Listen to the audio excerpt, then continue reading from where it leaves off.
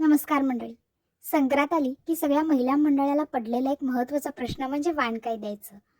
असं वाण जे जास्त महाग नाही पण सुंदर आहे, उपयोगी आहे. तर मी आज दाखवते तुम्हाला माझ्या स्वतःच्या संक्रांत वाण कल्पना, ज्या स्वस्तात मस्त आहेत.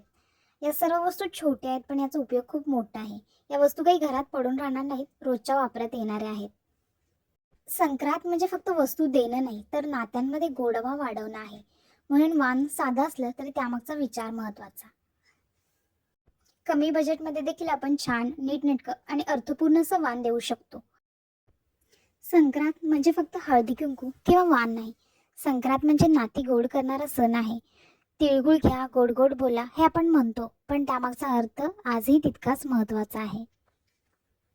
कल्पना आवडल्या असतील तर व्हिडिओला लाईक, शेअर आणि चॅनेलला सबस्क्राईब करायला अजिबात विसरू नका. धन्यवाद.